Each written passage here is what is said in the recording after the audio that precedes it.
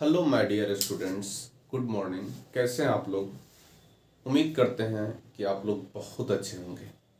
इससे पहले वाले वीडियो में मैंने सिलेबस के बारे में बहुत अच्छे तरीके से बताया था, तो आपने सिलेबस के बारे में मुझे उम्मीद है कि आप लोग बहुत अच्छे तरीके से देख लिए होंगे। और आज जो हम लोग स्टार्ट करने वाले हैं, ये पूरे वर्ल्ड हिस्ट्री का सबसे आसान चैप्टर, और ये एक ऐसा चैप्टर है, अगर आप 2 क्लास 3 क्लास या 4 क्लास के बच्चे को भी अगर आप पढ़ा देंगे तो उनको भी समझ में आ जाएगा। ये इतना ज़बरदस्त और इतना आसान, यानी पूरे वर्ल्ड हिस्ट्री का सबसे ऑर्डिनरी चैप्टर है, यानी बहुत आसान चैप्टर है। ठीक है, और हम लोग आज इसी चैप्टर को स्टार्ट करेंगे। बहुत आसान चैप्टर है और हम उम्मीद करते हैं कि आप इसमें बहुत बेहतर कर पाएंगे। तो चलिए, आज हम लोग जो स्टार्ट करने वाले हैं, इस चैप्टर का नाम है, जो ये अलजेब्रा का सबसे आसान टॉपिक है।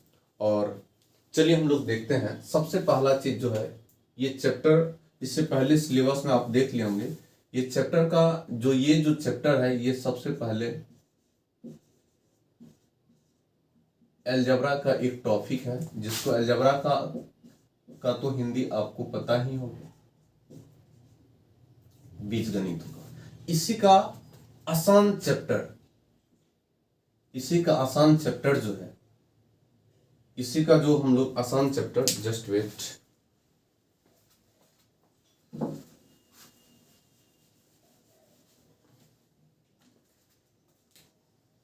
अभी जो हम लोग स्टार्ट कर रहे हैं, ये है आपका अलजेब्रा, जिसको हम लोग बीजगणित बोलते हैं। इसी का सबसे आसान चैप्टर जो हम लोग स्टार्ट करेंगे, इसमें 2 टॉपिक आता है। एक होता है मैट्रिक्स और दूसरा होता है आपका डिटरमिनेंट्स। एक टॉपिक का नाम क्या है आपका? मैट्रिक्स है, और दूसरा टॉपिक का नाम है डिटरमिनेंट। अगर मैट्रिक्स को हम हिंदी में लिखना चाहे तो ये हो गया आव्यूह, और ये हो गया आपका सारणिक। तो यही 2 टॉपिक है इस अलजेब्रा के अंदर। और आज जो हम डिस्कस करेंगे, जो स्टार्ट करेंगे, इस चैप्टर का नाम है आपका मैट्रिक्स। इस चैप्टर का नाम क्या है आपका? मैट्रिक्स। हम लोग आज इसी चैप्टर के बारे में पढ़ेंगे। तो सबसे पहला चीज जानिए, एक चीज आपको मैं जानकारी के लिए बता दूं कि मैट्रिक्स प्लस डिटरमिनेंट्स, याद रखिएगा, मैट्रिक्स प्लस डिटरमिनेंट से आपको बोर्ड में 13 या 14 मार्क्स पूछे जाते हैं। मैट्रिक्स प्लस डिटरमिनेंट से आपको बोर्ड में कितना? 13 या 14 मार्क्स पूछे जाते हैं। ये बहुत बहुत इंपॉर्टेंट चैप्टर है, ये वर्ल्ड हिस्ट्री का सबसे आसान चैप्टर है। तो आज जो हम लोग स्टार्ट करेंगे,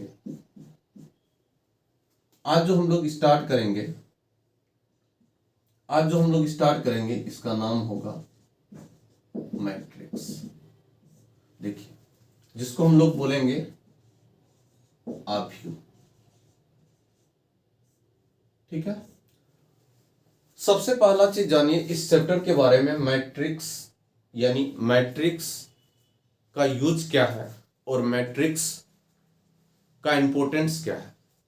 तो सबसे पहला चीज जानिए आप, इसका यूज जो है वो ज्यादातर डाटा ऑपरेटिंग सिस्टम में होता है। याद रखिएगा, मैट्रिक्स का जो यूज होता है वो खास करके ज्यादातर डाटा ऑपरेटिंग सिस्टम में होता है, पहला चीज। दूसरा चीज, इसका ज्यादातर यूज जो है वो इंजीनियरिंग फील्ड में होता है।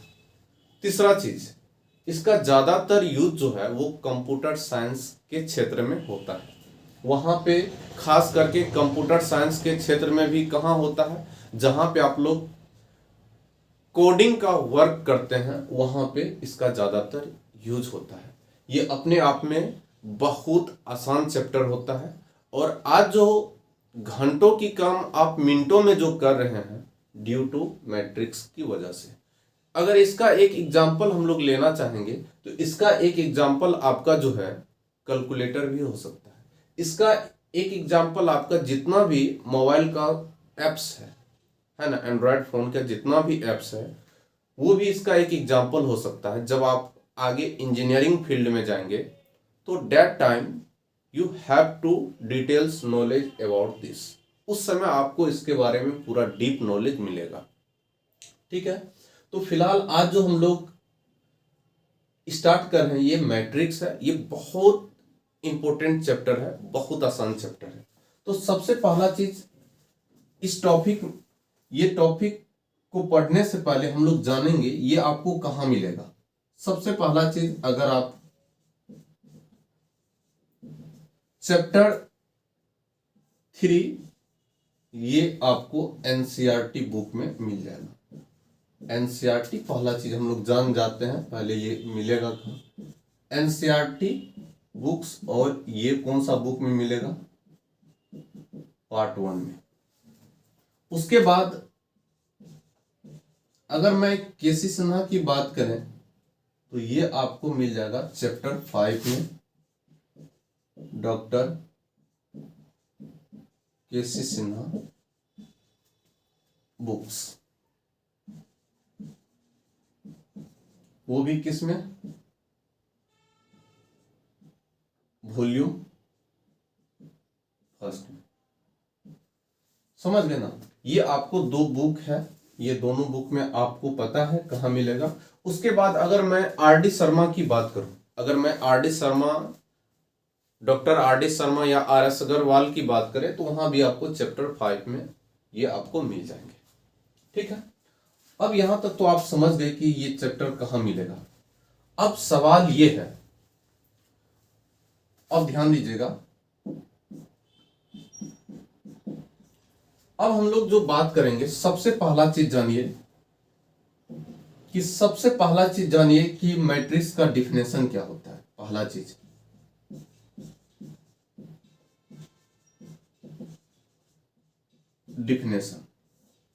डिफिनेशन को तो आपको पता ही है, हिंदी में हम लोग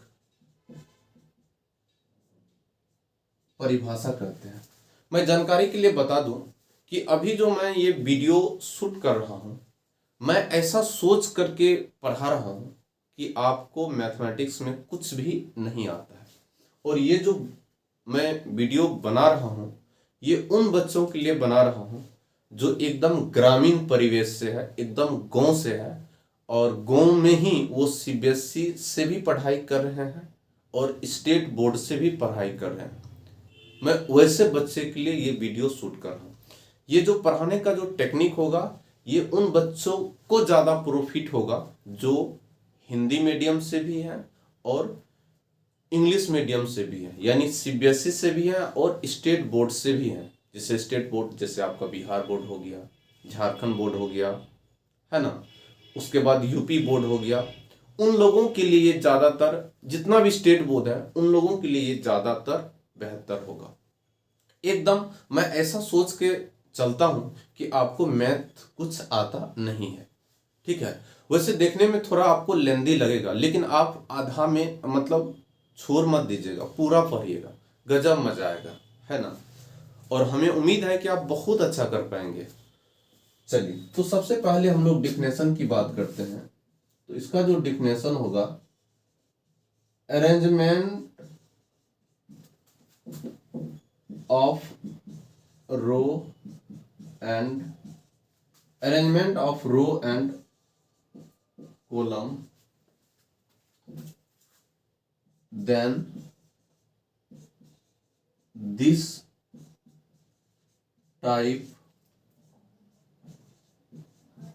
process is called मैट्रिक्स। इसका मतलब ये हुआ, याद रखिएगा, रो का मतलब होता है पंक्ति, रो तथा कॉलम, यानी कॉलम मतलब हो गया स्तंभ में सजाने की प्रक्रिया को क्या कहा जाता है? मैट्रिक्स, यानी आव्यूह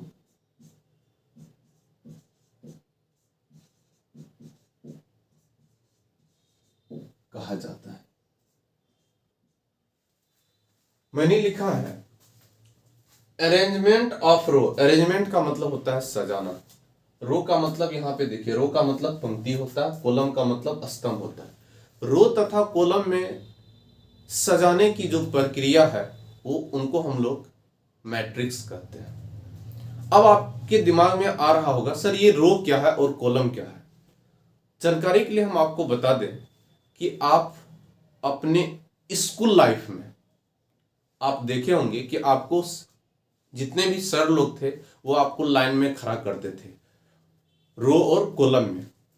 आपको समझ में नहीं आया, आपको हम समझाते हैं। चलिए ध्यान दीजिएगा कि इस तरह याद रखिएगा। वैसे देखने से तो ये एक्स एक्सिस के तरह लगता है, यानी एक्स एक्सिस के तरह, ये देखने से ही लगता है एक्स एक्सिस के तरह, ठीक ना, यानी एक्स अक्ष वाई अक्ष। इस तरह या इस तरह सजाने की जो प्रक्रिया है, जिसे समझिए इस तरह या इस तरह, है ना, चाहे रो, ये हो गया आपका, ध्यान दीजिएगा, इसी को हम लोग बोलते हैं रो। और आगे हम लोग पढ़ेंगे, इसी को वैसे हिंदी में पंक्ति कहते हैं और इसी को एम भी कहते हैं और इसी को आई भी कहते हैं, आगे हम लोग पढ़ेंगे। और ये हो गया आपका कॉलम। कॉलम को हम लोग हिंदी में स्तंभ भी कहते हैं और इसी को हम लोग एन से भी लिखते हैं और इसी को जे से लिखते हैं। तो कहने का मतलब रो तथा कॉलम में, जैसे इस तरह रो हो गया यानी एक्स एक्सिस यानी एक्स अक्ष और वाई अक्ष में सजाने की प्रक्रिया, यानी इस तरह या इस तरह सजाने की जो प्रक्रिया है, इसी को हम लोग क्या कहेंगे? मैट्रिक्स कहेंगे। हमें उम्मीद है कि आप बहुत अच्छे तरीके से समझ गए होंगे। यानी आप जो पढ़े थे पिछले क्लास में, है ना, 7th में, 8th में, 9th में, इस तरह जो एक्स अक्ष, इस तरह जो वाई अक्ष है, इसी को हम लोग बोलते हैं मैट्रिक्स। यानी रो तथा कॉलम में सजाने की प्रक्रिया को हम लोग मैट्रिक्स कहते हैं। यहां तक आप समझ गए। अब सवाल ये है, ध्यान दीजिएगा, सवाल ये है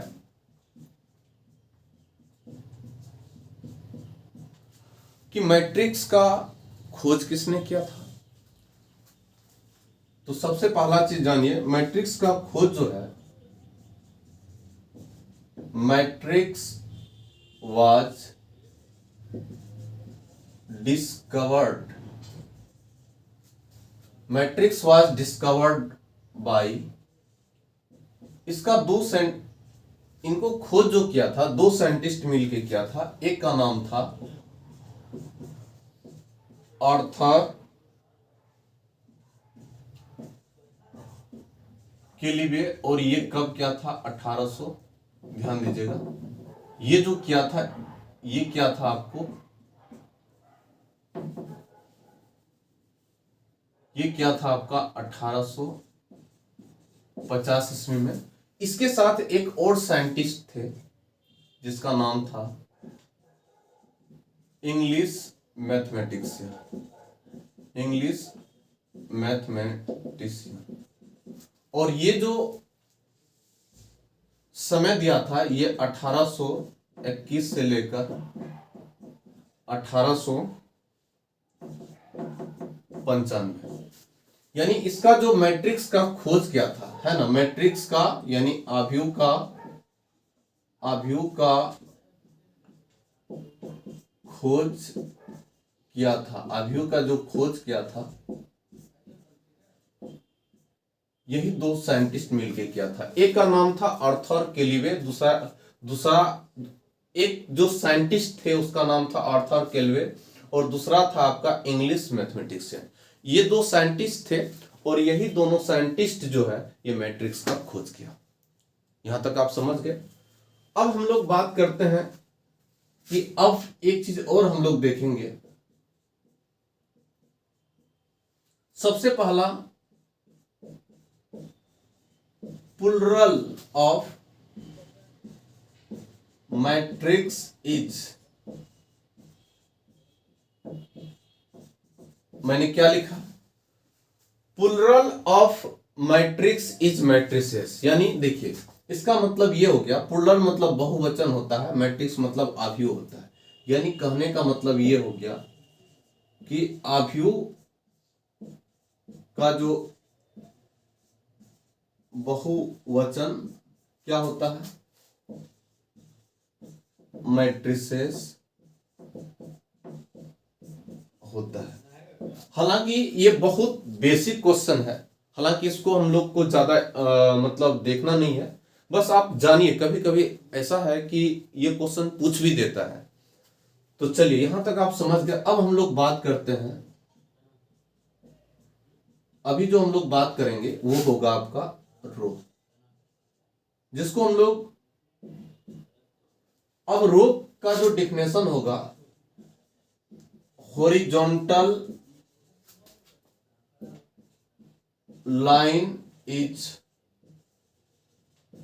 कॉल्ड रो।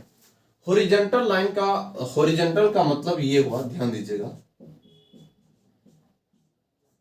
यानी कहने का मतलब ये हुआ, हॉरिजॉन्टल का मतलब आप एकदम 10th क्लास या 9th क्लास में पढ़े होंगे हिंदी में कि क्षैतिज रेखा, क्षैतिज रेखा को हम लोग क्या कहते हैं, रो कहते हैं। रो मतलब क्षैतिज रेखा को ही हम लोग क्या कहते हैं, रो कहते हैं, यानी पंक्ति कहते हैं। आप ये सब बचपन में, ये सब आप 7th 8th 9th 10th में पढ़े होंगे। हॉरिजॉन्टल लाइन शायद आपको मुश्किल हो रहा होगा। अब देखिए ये इस चीज को समझिए, ऐसा तो आप लाइन देखे होंगे ना, यही आपका क्या हो गया, हॉरिजॉन्टल लाइन। इसी को हम लोग क्या कहते हैं, हॉरिजॉन्टल लाइन, ठीक ना। अगर इसी को मैं इंग्लिश में बात करूं तो ये क्या हो गया आपका, क्षैतिज रेखा। आप 7th 8th 9th 10th में पढ़े होंगे। इसी को हम लोग वैसे एक्स एक्सिस कहते हैं, और इसी को हम लोग क्या कहते हैं, एक्स डैश एक्सिस। और एक्सिस को हिंदी की भाषा में अगर बात करें तो अक्ष कहते हैं। हमें उम्मीद है कि आप यहां तक आप बहुत अच्छे तरीके से समझ गए होंगे। आपको पता ही है मैट्रिक्स का मतलब ये होता है, मैट्रिक्स जैसे बोले तो आपके दिमाग में दो मैसेज आना चाहिए। पहला आपका क्या आना चाहिए, रो आना चाहिए, दूसरा क्या होना चाहिए, कॉलम। रो को ही हम लोग पंक्ति कहते हैं और कॉलम को ही हम लोग क्या कहते हैं, स्तंभ कहते हैं, ठीक है ना। इतना सारा चीज आप, हमें उम्मीद है कि आप ये सारी चीज को बहुत अच्छे तरीके से समझ गए होंगे। आपको दिक्कत ना हो, मैं इस तरह लाइन खींच देता हूं, आप आराम से या तो इसका स्क्रीनशॉट ले लीजिए या अच्छे से कॉपी पे लिख लीजिए। कॉपी, देखिए मैथमेटिक्स जो है वो प्रैक्टिस करने का चीज है। ये कोई फिजिक्स ना ही कोई केमिस्ट्री है जो आप रट्टा मारते जाएंगे आपको समझ में आ जाएगा। ये, इसको आप जितना कॉपी पे लिखेंगे उतना ज्यादा बेहतर होगा। हम उम्मीद करते हैं कि ये सारा चीज आप बहुत अच्छे तरीके से समझ गए होंगे। आराम से आप इसे कॉपी पे नोट कर लीजिए या स्क्रीनशॉट ले लीजिए। चलिए, थैंक यू।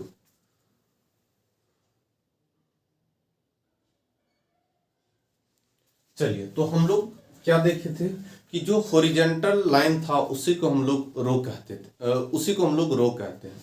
अब सवाल ये है, हॉरिजॉन्टल लाइन जिसको हिंदी में क्षैतिज रेखा बोलते हैं उसको हम लोग रो कहते हैं।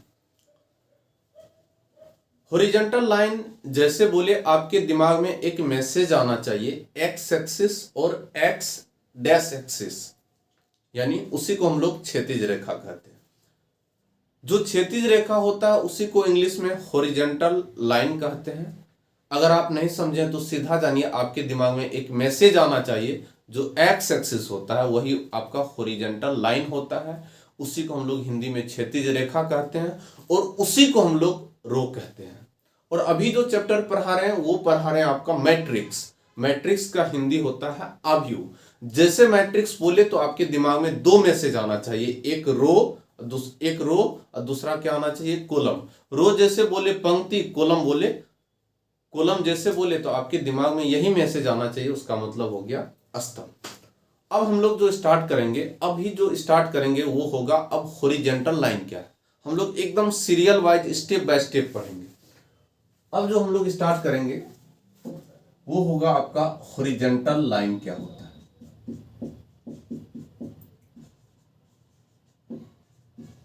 हॉरिजॉन्टल लाइन, हॉरिजॉन्टल लाइन का जो डिफिनेशन होगा, ए line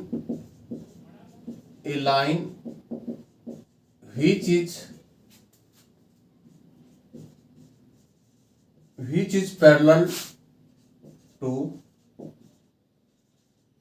x axis, then this type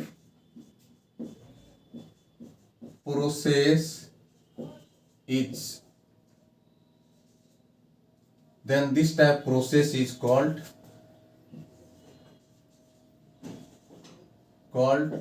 horizontal line। मैंने लिखा है a line which is parallel to x axis then this type process is called horizontal line। याद रखिएगा, ये पैरेलल का मतलब होता है समानांतर। पैरेलल का मतलब ही होता है समांतर। याद रखिएगा, इस पैरेलल का मतलब होता है समांतर। अगर इसको मैं हिंदी में बात करूं तो हॉरिजॉन्टल लाइन का मतलब होता है क्षैतिज रेखा,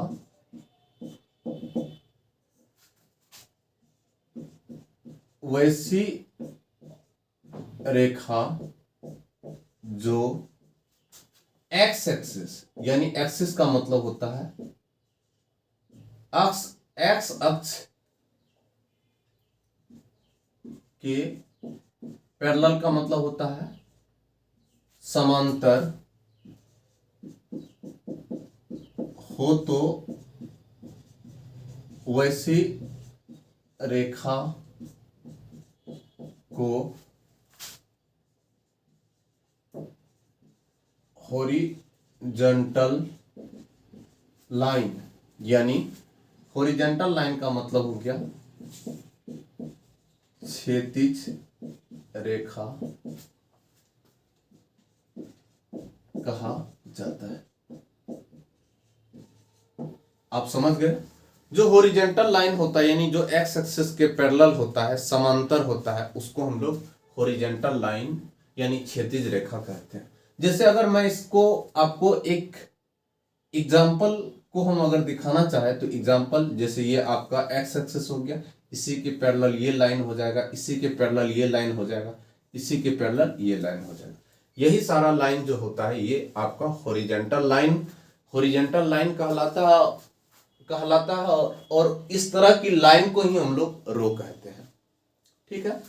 अब दूसरा मैसेज है कि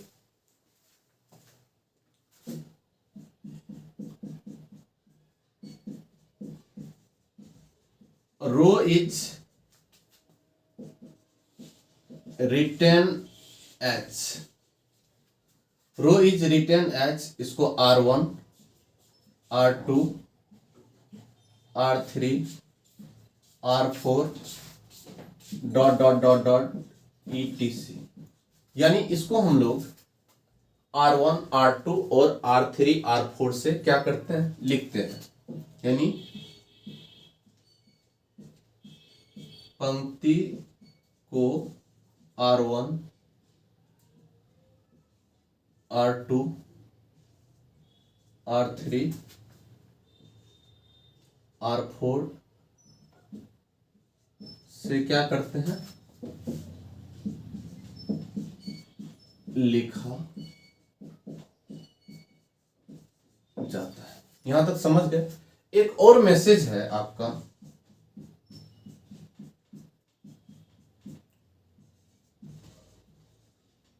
रो इज रिप्रेजेंटेड बाय, हालांकि आपको मैं पहले भी बता दिया था, रिप्रेजेंटेड बाय स्मॉल एन, यानी रो को जो है हम लोग किससे निरूपित करते हैं या दिखाते हैं, एम से। पंक्ति को एम से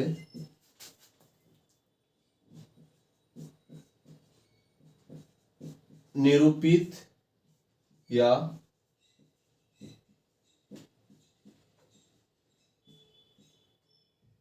प्रदर्शित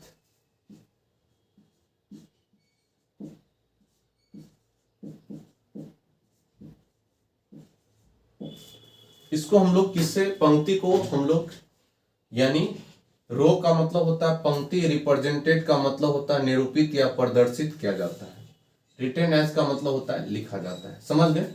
ये हो गया आपका इंग्लिश में, और ये बगल में आपका क्या हो गया, हिंदी हो गया। ये जो भी आपको एरो वाला है ये आपका हिंदी मीडियम, इस तरह जो भी दिखा रहे हैं वो हिंदी मीडियम। चलिए, तो हमें उम्मीद है कि आप रो के बारे में बहुत अच्छे तरीके से समझ गए होंगे।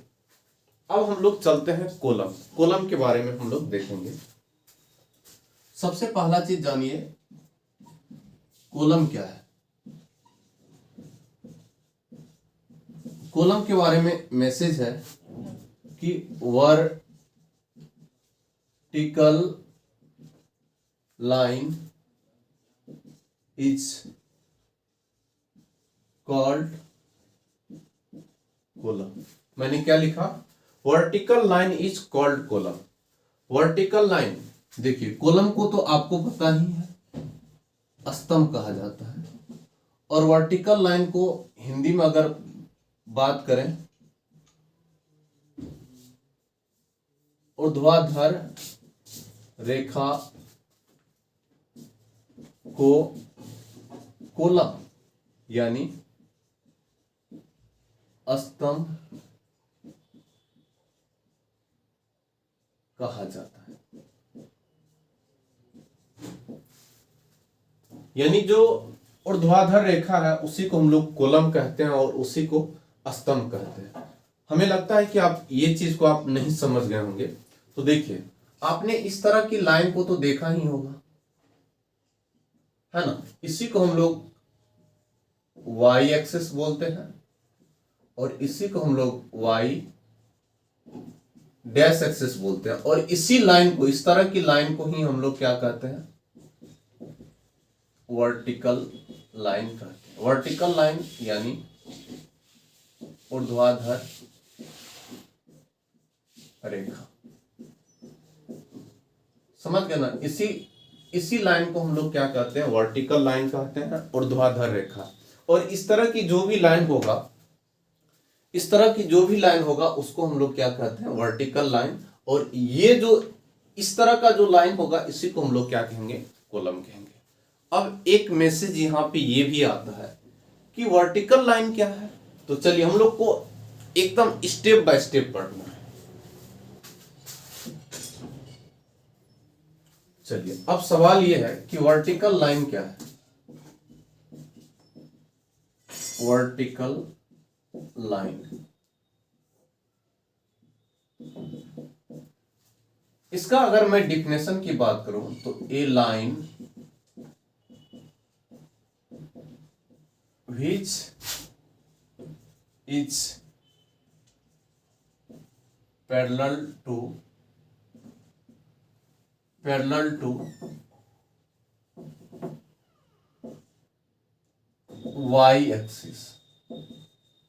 to y-axis, then this type process is called vertical line. यानी इसका मतलब ये हो गया कि वैसी लाइन, यानी वैसी रेखा जो y एक्सिस के पैरेलल हो, उससे हम लोग वर्टिकल लाइन कहते हैं। या इसका एक और भी डिफिनेशन होता है, a line which is 90 degree is called vertical line. यानी इसका अगर हम लोग हिंदी में बात करें, वैसी रेखा जो y एक्सिस का हिंदी मतलब होता है अक्ष के पैरेलल, मतलब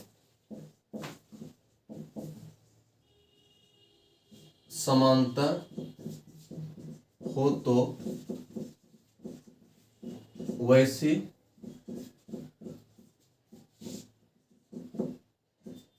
प्रक्रिया को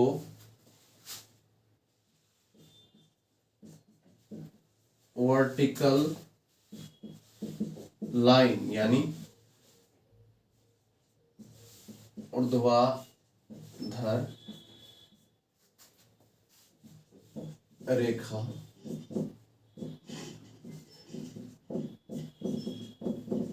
कहा जाता है। उसको हम लोग क्या कहते हैं? ऊर्ध्वाधर रेखा कहते हैं, यानी वर्टिकल लाइन कहते हैं। इसका अगर एग्जांपल बात करें तो आपको हम अभी क्या बोले, जो y एक्सिस के पैरेलल है, तो y एक्सिस किस टाइप का होता है? इस टाइप का। इसी के ये क्या होना चाहिए? पैरेलल होना चाहिए, है ना।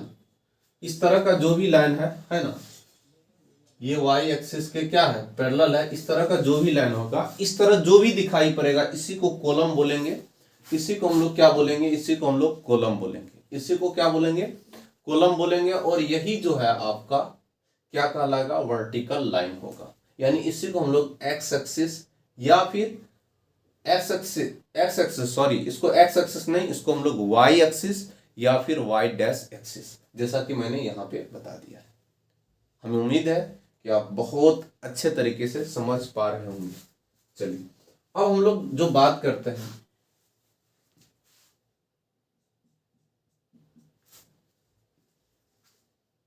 अब जो हम लोग कॉलम को जो लिखते हैं, ध्यान दीजिएगा,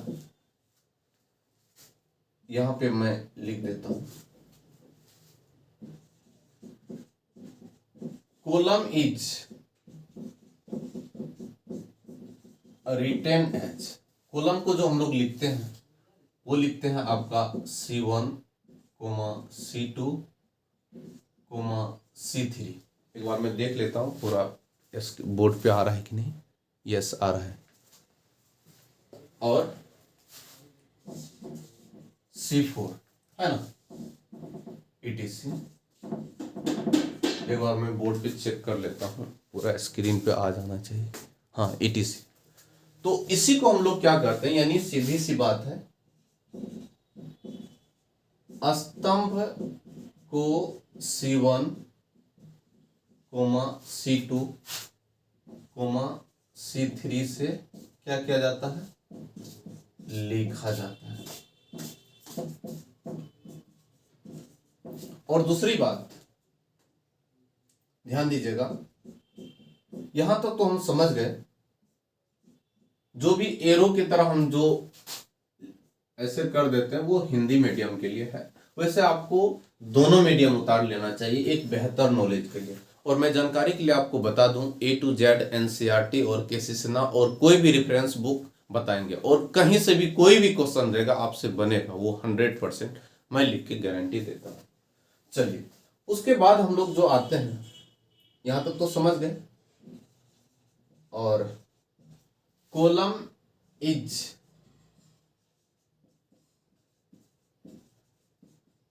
रिप्रेजेंटेड बाय एन, यानी कहने का मतलब ये है कि स्तंभ को n से प्रदर्शित किया जाता है। यानी कॉलम को हम लोग किससे प्रदर्शित करते हैं? n से प्रदर्शित करते हैं। हमें उम्मीद है कि आप बहुत अच्छे तरीके से ये सारे बात को समझ गए होंगे, और बस आप मेरे साथ बने रहिए और मैं आपको गारंटी देता हूँ कि मैथमेटिक्स का जादूगर बना देंगे। चलिए यहाँ तक आप स्क्रीनशॉट ले लीजिए या फिर कॉपी पे नोट कर लीजिए। चलिए हम लोग आगे बढ़ते हैं।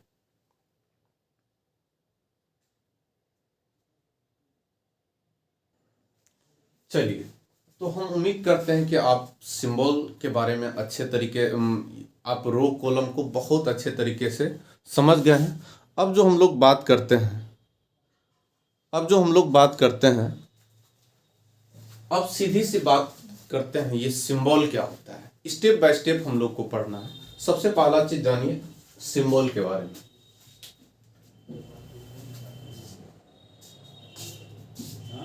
सिंबल ऑफ मैट्रिक्स, याद रखिएगा, सिंबल ऑफ मैट्रिक्स। तो मैट्रिक्स का जो सिंबल होता है, पहला एक इस तरह भी होता है, दूसरा आपका सिंबल इस तरह भी होता है, और तीसरा जो होता है ऐसा भी होता है। लेकिन अगर आप 12th में हैं तो हम आपको एक सलाह देना चाहेंगे, आप सिर्फ इसी को याद रखेंगे, इसी सिंबल को याद रखेंगे, क्योंकि ये जो है हायर एजुकेशन में जब हायर एजुकेशन में जब आप पढ़ेंगे, जैसे बीएससी सब में पढ़ेंगे, तो that time you have to details knowledge about this. उस समय आपको इसके बारे में डिटेल नॉलेज मिलेगा। फिलहाल आप इंटर में हैं, हम आपको सलाह देना चाहेंगे कि आप ये वाला सिंबल को ही याद रखेंगे। चलिए, तो सबसे पहले मैट्रिक्स का मतलब ही होता है आव्यूह का। सिंबल का मतलब तो आपको पता नहीं है। सिंबल का मतलब क्या होता है? आपका संकेत होता है। चलिए, तो आप ये चीज जान गए। अब हम लोग दूसरा चीज जो बात करते हैं, अब हम लोग थोड़ा सा जानेंगे, थोड़ा एप्लीकेशन के बारे में, मतलब थोड़ा जानना चाहेंगे। जैसे हम कुछ आपको एक एग्जांपल देना चाहेंगे। रो और कॉलम को सोचते कैसे हैं? सबसे पहला चीज जानिए, अभी तुरंत हम आपको बताए हैं कि मैट्रिक्स को हमेशा इस सिंबल में लिखा जाता है, और इसके अंदर जो कुछ भी हम अपने मन से लिख रहे हैं, याद रखिएगा, इसके अंदर जो कुछ भी हम अपने मन से लिख रहे हैं, यही जो है, याद रखिएगा, ये जो हम अपने मन से लिखे हैं, ये जो अंदर में जो कुछ भी लिखे हैं, पहली बात इसको रटना नहीं है। याद रखिएगा, इसको आपको रटना नहीं है। ये जो अंदर वाला जो कुछ भी आपको दिख रहा है, इसी को हम लोग एलिमेंट कहते हैं। याद रखिएगा, इसी को क्या कहते हैं? एलिमेंट कहते हैं। जो अंदर में जो कुछ भी आपको दिख रहा है, इसी को, ये अंदर में जो कुछ भी दिख रहा है, इसी को हम लोग क्या कहेंगे? एलिमेंट्स कहेंगे। क्या कहेंगे? एलिमेंट्स। अगर हिंदी में बात करें तो इसी को हम लोग अवयव कहेंगे या फिर सदस्य कहेंगे। अभी आप जान गए कि मैट्रिक्स को लिखा कैसे जाता है, और मान के चलिए इसका नाम हम कुछ दे देते हैं, ए से लेकर जेड तक होता है। याद रखिएगा, अगर इसमें हम रो की बात करेंगे तो ध्यान दीजिएगा, ये हो गया आपका पहला रो, और ये हो गया आपका दूसरा रो, ये हो गया आपका तीसरा रो। अगर हम आपसे पूछे कि इस मैट्रिक्स में कितना रो होता है, तो तुरंत आप बता देंगे कि सर इस मैट्रिक्स में जो है 3 रो है, यानी इस आव्यूह में 3 पंक्ति है। अगर मैं कॉलम की बात करें तो ध्यान दीजिएगा, ये हो गया आपका पहला कॉलम, और ये हो गया आपका दूसरा कॉलम, और ये हो गया आपका तीसरा कॉलम। तो अगर हम आपसे पूछे इस सवाल में कि बताइए कि रो, यानी रो को हम लोग पंक्ति भी कहते हैं और इसी को हम लोग एम से भी लिखते हैं और इसी को आई से। अगर हम आपसे पूछे कि बताइए इस सवाल में आपको कितना रो दिख रहा है, कितना रो दिख रहा है, यानी कितना पंक्ति की संख्या है, तो आप जवाब देंगे कि सर इसमें आपको टोटल पंक्ति की संख्या 3 है। अगर इसमें हम कॉलम की संख्या अगर आपसे हम पूछे, यानी कॉलम का मतलब हो गया स्तंभ, तो तुरंत आप जवाब देंगे कि ये भी आपको कितना है, 3 है। समझ गए आप मेरी बात को, समझ गए इसमें रो की संख्या कितना है, कॉलम की संख्या कितना है। चलिए अब हम एक और भी एग्जांपल लेते हैं। जैसे मान के चलिए, आपको तो पता ही है, ध्यान दीजिएगा, जैसे हम एम लिखेंगे तो तुरंत आपके दिमाग में एक मैसेज आना चाहिए कि मैं किसकी बात कर रहा हूं, रो की बात कर रहा हूं, यानी पंक्ति की बात कर रहा हूं। जहां भी आई लिखे तुरंत आपके दिमाग में एक मैसेज आना चाहिए, हम रो की बात करते हैं और पंक्ति की बात करते हैं। जैसे एन या जे लिखे तो आपके दिमाग में एक मैसेज आना चाहिए कि हम कॉलम की बात करते हैं या स्तंभ की बात करते हैं। और याद रखिएगा ये दोनों एक ही चीज होता है, समझ गए ना। और तुरंत मैट्रिक्स जैसे बोले तो आपके दिमाग में तुरंत 2 मैसेज, एक रो एक कॉलम, एक रो एक कॉलम। ये सिर्फ यही 2 डायलॉग है और यही 2 डायलॉग में पूरा आपका चैप्टर द एंड है, रो कॉलम रो कॉलम। इसके अलावा इसमें कोई नया चीज पढ़ना ही नहीं है। तो चलिए अब हम लोग बात करते हैं, कुछ और भी एग्जांपल ले लेता हूं।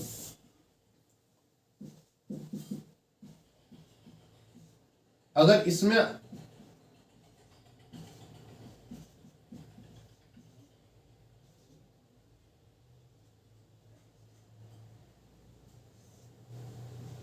इसमें हम रो की संख्या पूछे तो आप तुरंत जवाब देंगे कि सर इसमें रो की संख्या आपका 3 है।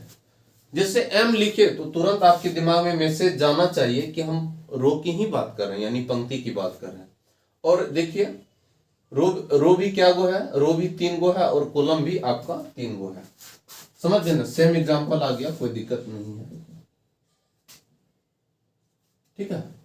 चलिए अब हम आपको एक और भी एग्जांपल देते हैं।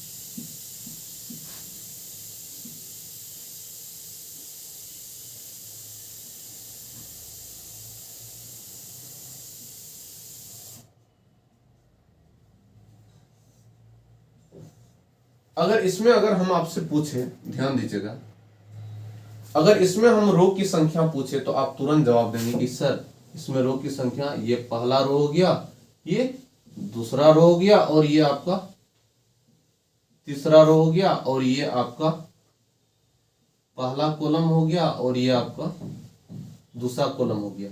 यानी आप कह सकते हैं कि एम की संख्या आपका 3 हो गया और एन की संख्या आपका कितना हो गया, 2 हो गया। और हमें उम्मीद है कि आप इसको बहुत अच्छे तरीके से समझ गए होंगे। इस तरह कोई भी एग्जांपल देंगे आप तुरंत आप बना लेंगे। जैसे मान के चलिए एक एग्जांपल और भी देता हूं, ध्यान दीजिएगा।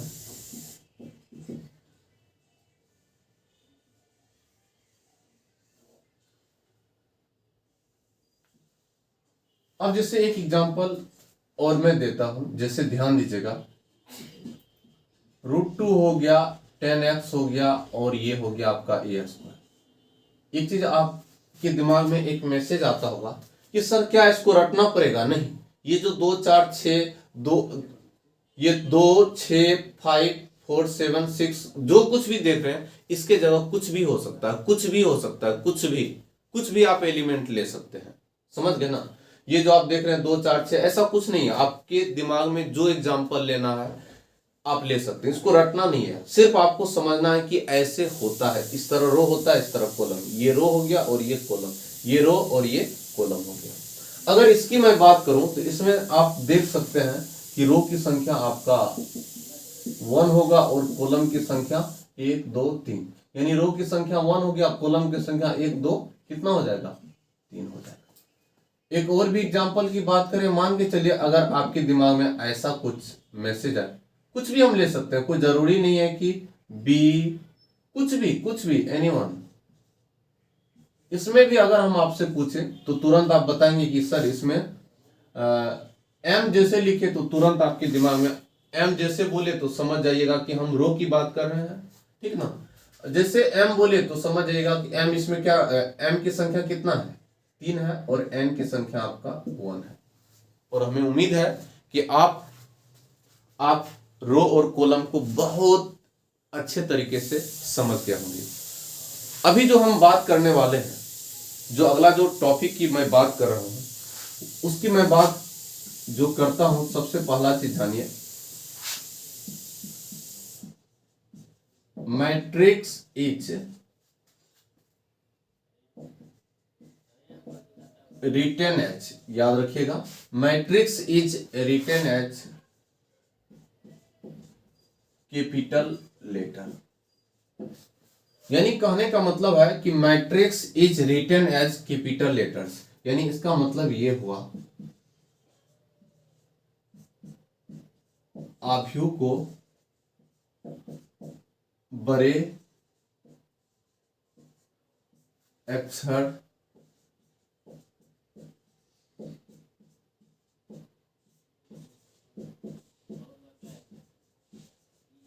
आव्यूह को बड़े अक्षर से लिखा जाता है।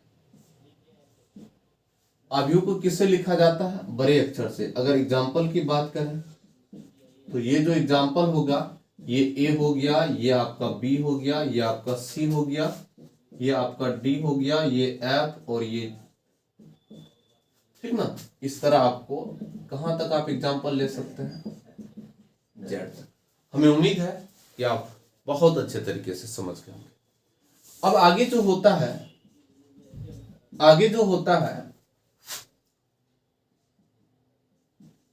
Elements of a matrix is written as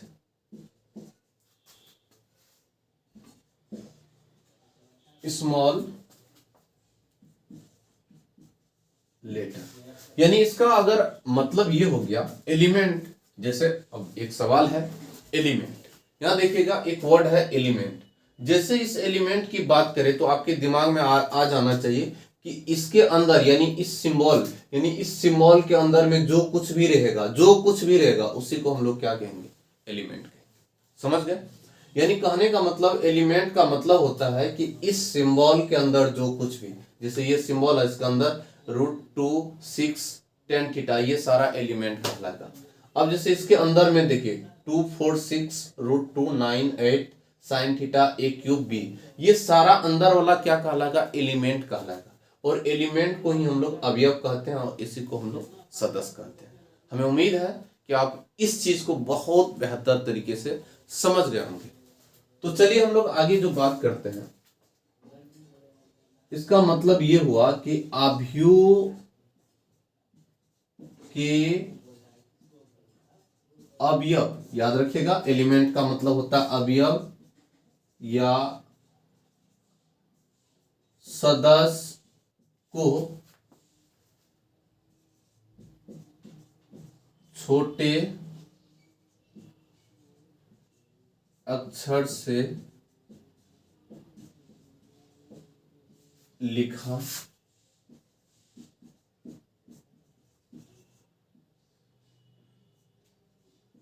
यानी आव्यूह के अवयव या सदस्य को छोटे अक्षर से क्या किया जाता है, लिखा जाता है। और इसका अगर हम एग्जाम्पल की बात करें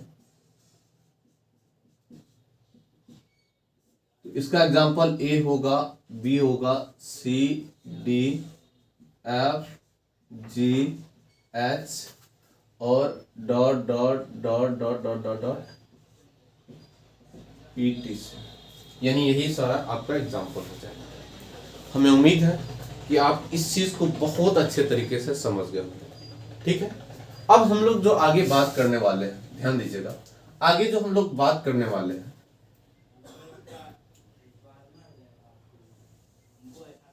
एकदम देखिए आपको लिखने में कहीं प्रॉब्लम नहीं हो, मैं इसलिए लाइन खींच देता हूं ताकि आपको कंफ्यूजन नहीं हो कि कहां से लिखे कैसे। ये लाइन अच्छे से आप समझ लीजिएगा मैं क्या, किस तरह आपको कॉपी पे नोट करना है या छापना है। चलिए आगे जो हम लोग बात करते हैं, इसका नाम है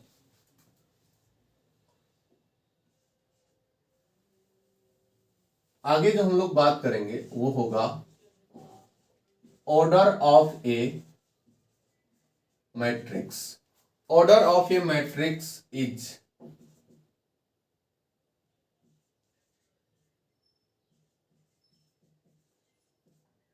order of a matrix is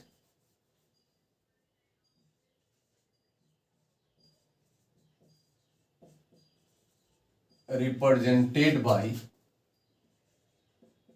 m Guna n। मैं एक बार देख लेता हूं मोबाइल के स्क्रीन पे आता है कि नहीं। यस, आ रहा है, आ रहा है बहुत अच्छे तरीके से। चलिए, order of a matrix is represented bye m by n। याद रखिएगा, ऑर्डर का मतलब होता है, ध्यान दीजिएगा, मैट्रिक्स का मतलब हो गया आव्यूह। आव्यूह के, याद रखिएगा, इस ऑर्डर का मतलब होता है क्रम या कोटि होता है। इस ऑर्डर का मतलब होता है क्रम या आव्यूह के क्रम। देखिए, इस ऑर्डर का मतलब ही होता है क्रम या कोटि, यानी आव्यूह के क्रम या कोटि को हम लोग, याद रखिएगा, इसको पढ़ने का तरीका है m गुना n नहीं पढ़ेंगे। याद रखिएगा, यही चीज मेन चीज होता है। जहां पे ऑर्डर की बात होगा कभी भी इसको m गुना n नहीं पढ़ेंगे। माना कि ये गुना के तरह दिख रहा है, मल्टीप्लेक्शन के सिंबल के तरह दिख रहा है, लेकिन इसको पढ़ना नहीं है, इसको पढ़ेंगे m बाई n से। क्या किया जाता है? रिप्रेजेंटेड का मतलब होता है सूचित किया जाता है। अभी एग्जांपल देंगे, तुरंत आपको समझ में आ जाएगा। चलिए, अब हम लोग अगला जो बात करते हैं, यहां तक तो आप समझ गए। अब यहां पे अभी एग्जांपल देंगे, तुरंत आपको ये सारे मैसेज समझ में आ जाएगा। अभी जो होगा, अभी जो हम लोग इसको लिखने वाले हैं, total elements of a matrix. Total elements of a matrix is written as, total elements of a matrix is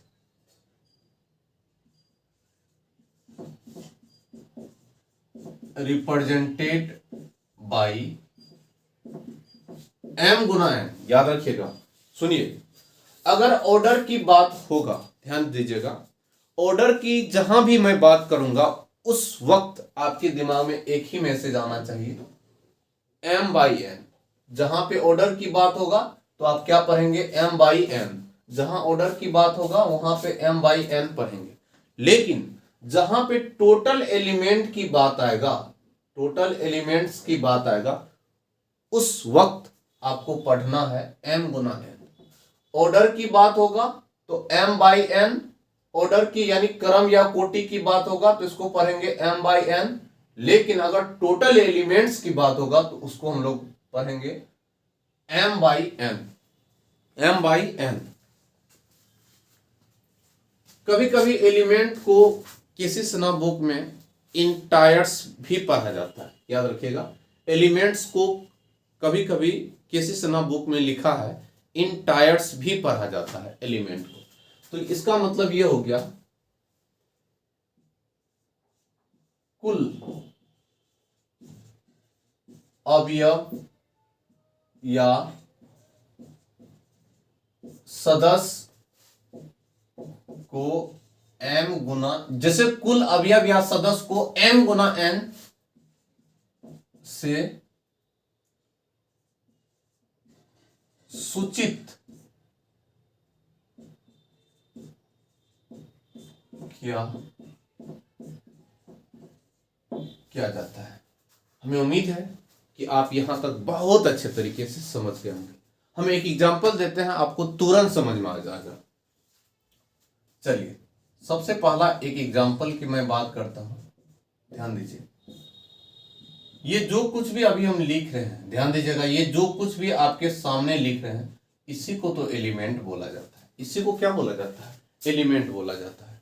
इसी को हम लोग क्या बोलते हैं? एलिमेंट बोलते हैं।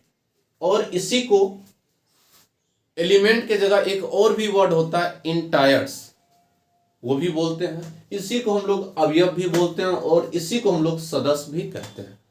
तो याद रखिएगा, ध्यान दीजिएगा।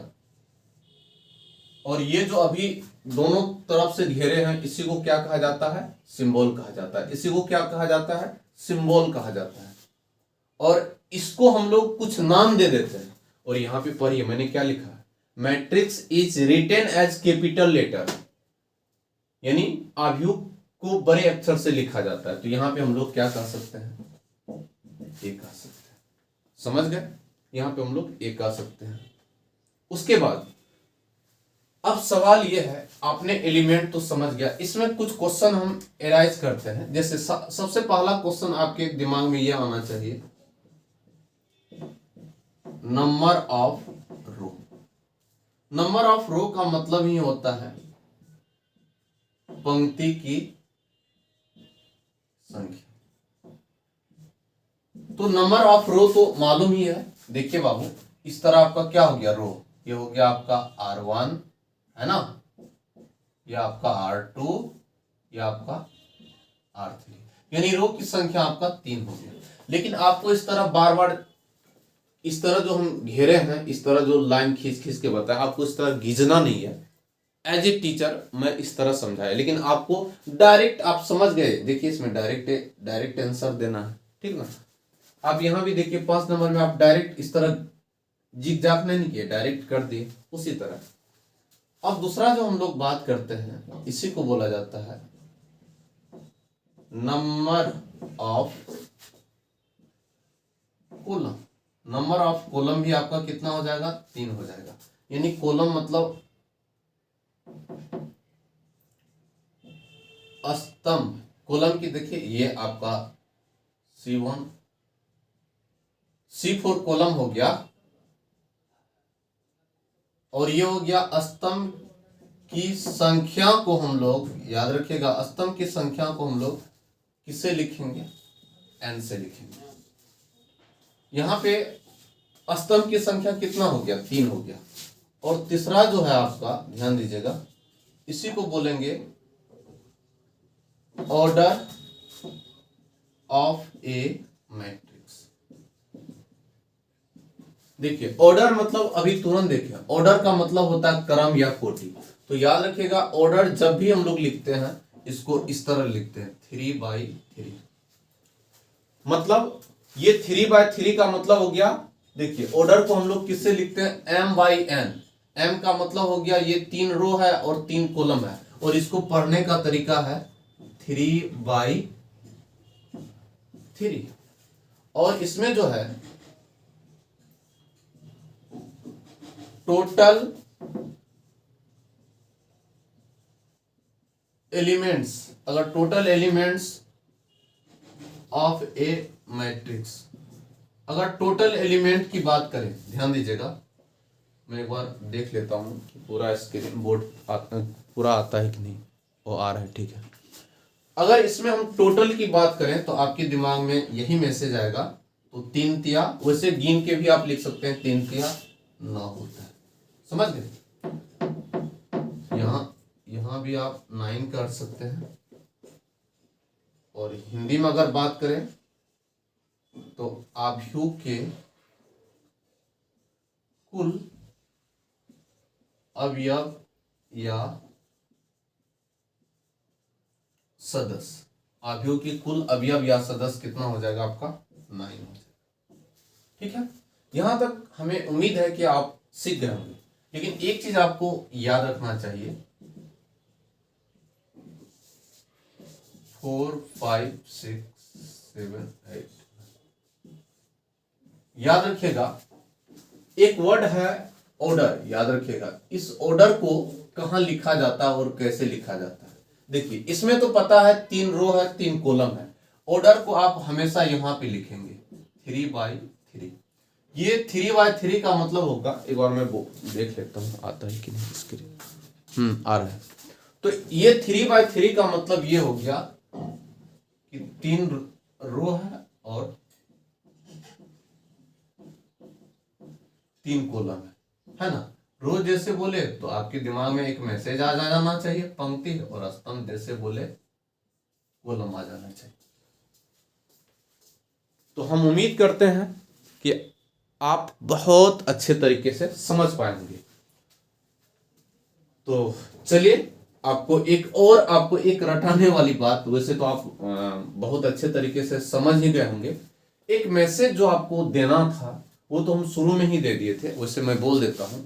रो को ही हम लोग पंक्ति कहते हैं, अब पंक्ति को ही एम से लिखते हैं और आई से, याद रखिएगा। रो को हम लोग पंक्ति कहते हैं, अब पंक्ति को एम से भी लिखते हैं और आई से भी लिखते हैं। कॉलम को हम लोग स्तंभ बोलते हैं, स्तंभ को एन से भी लिखते हैं और जे से भी लिखते हैं। और उम्मीद करते हैं कि आज का जो क्लास है, आज का जो लेक्चर है, बहुत अच्छा लगा होगा। और आप जरूर कमेंट बॉक्स में कमेंट जरूर कर दीजिएगा कि अगर मेरी पढ़ाई आपको सच में अच्छा लग रहा है तो आप मुझे कमेंट करते रहिएगा कि अगला नेक्स्ट वीडियो भी चाहिए। इससे मुझे ये पता चलेगा कि आप मेरा वीडियो बहुत अच्छे तरीके से देख रहे हैं।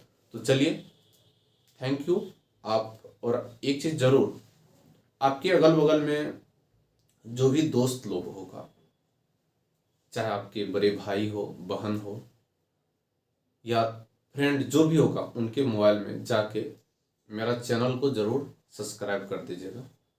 Thank you. आज की सेवा यहीं तक। हम फिर मिलते हैं नेक्स्ट वीडियो के साथ। उम्मीद करते हैं कि बहुत आपको अच्छा लगा होगा। आप इसको स्क्रीन शॉट के जगह आप अपने कॉपी में लिखेंगे तो ये आपके लिए बहुत बेहतर होगा। मैथमेटिक्स प्रैक्टिस करने का चीज़ है। चलिए, थैंक यू। मिलते हैं नेक्स्ट वीडियो के साथ। Thank you. आप स्क्रीनशॉट ले लीजिए।